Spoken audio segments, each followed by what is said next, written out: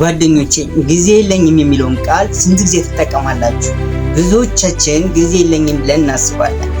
ግን ዋናው ችግር ጊዜ ስለሌለን ሳይሆን ጊዜያችንን በትክክል ባለመጠቀማችን።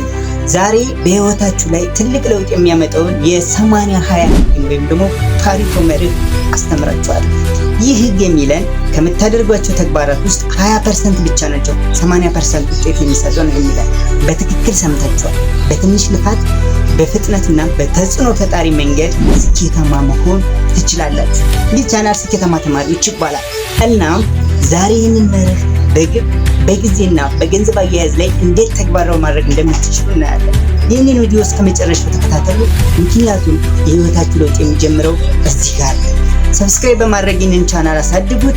እሺ እንግዲህ የ80-20 ህግ ወይም ደግሞ ፓሪቶ መርህ ምንድን ነው ብለን ስናስብ፣ ለምሳሌ አንድ ተማሪ በቀን 10 ነገሮችን ለማድረግ አቅዷል እንበል።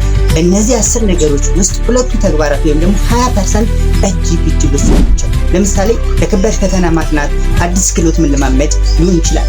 እነዚህን ካደረግ የህይወት ስኬት 80% ይረጋገጣል ማለት ነው። ሌሎቹ 8 ተግባራት ወይም 80% ጥቃቅን ናቸው። ለምሳሌ ኢሜል ማየት ሊሆን ይችላል፣ የሆነ ነገር ማስተካከል ሊሆን ይችላል፣ ሶሻል ሚዲያ መቃኘት ሊሆን ይችላል። እነዚህ ቀኑን ሙሉ ብታደርጋቸውም ለስኬት የሚያመጡት ለውጥ ግን 20% ብቻ ናቸው። ይህ ማለት እኛ ያለብን ትልቁ ፈተና ዋጋ ለሌላቸው 80% ስራዎች ላይ ጊዜያችንን ማባከናችን ነው። ዛሬ ይህንን መርህ በጊዜና በገንዘብ አያያዝ ላይ እንተገብራለን።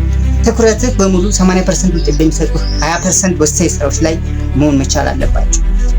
ኦኬ እሺ እንግዲህ አሁን የ80-20 ህግን በግብ ማውጣት ላይ እንየው።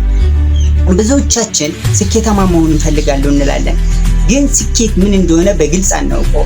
እቅድ ለማውጣት ራስን መጠየቅ መቻል አለብን። ከምታደርጋቸው ተግባራት ውስጥ የትኞቹ 20% ናቸው 80% የስኬት ውጤት የሚሰጡ? ለምሳሌ እኔ የ5 ዓመት ግብ አለ። እሱም ስኬታማ ተማሪዎች ወይም ደግሞ 500,000 ሰብስክራይበርስ ማድረስ እና ትልቅ የማማከር ድርጅት መመስረት ነው። ይህንን ግብ ለማሳካት በየቀኑ የምሰራቸው ስራዎች በሙሉ በእነዚህ 20% ወሳኝ ግቦች ላይ ያተኮሩ ናቸው። ሌሎች 80% ጥቃቅን ግቦች ለምሳሌ ብዙም ጊዜ የሚፈጁ ብቻ ሊሆኑ ይችላሉ። የሆነ እቃ መግዛት ሊሆን ይችላል፣ የሆነ ነገር ያንን ጊዜን ነው የሚፈጀው ማለት ነው። ስለዚህ ትኩረትህ በሙሉ 80% ውጤት በሚሰጡ 20% ወሳኝ ግቦች ላይ መሆን መቻል አለባቸው። አሁን እንግዲህ የ80-20 ህግን ደግሞ በጊዜ አጠቃቀም ላይ እንተግብረው። ጊዜ የለኝም የሚለው ስራ ስለበዛብን ሳይሆን ዋጋ በሌላቸው 80% ስራዎች ላይ ጊዜያችንን ስለምናባክን ነው። ለምሳሌ በቀን ውስጥ 10 ሰዓት ብትሰራ 2 ሰዓቱ ወይም ደግሞ 20% በሙሉ ትኩረትህ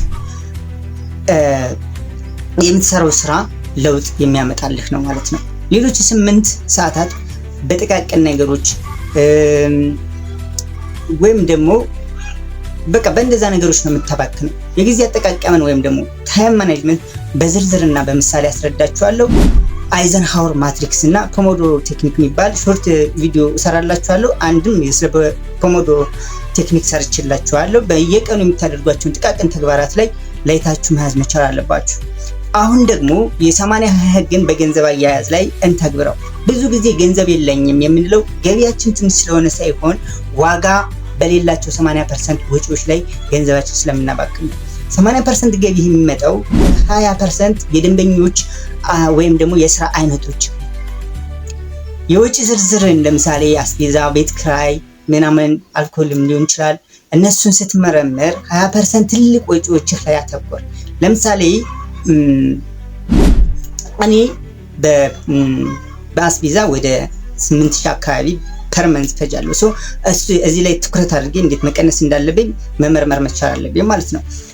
ጓደኞቼ ዛሬ 80-20 ህግን ወይም ደግሞ ፓሪቶ መርህ በጊዜና በገንዘብ አያያዝ ላይ እንዴት ተግባራዊ ማድረግ እንደምትችሉ ተምራችኋል።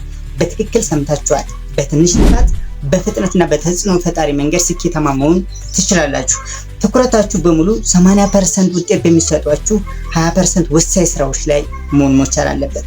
ዛሬ ይህንን መርህ በህይወታችሁ ላይ ተግብሩ፣ ምክንያቱም የህይወታችሁ ለውጥ የሚጀምረው እዚህ ጋር ነው። ሰብስክራይብ በማድረግ አበረታቱኝ። በዝምታ ስራ ውጤትህ ጩሆ ይናገር። አመሰግናለሁ። ሰላም ይሁን ነበር።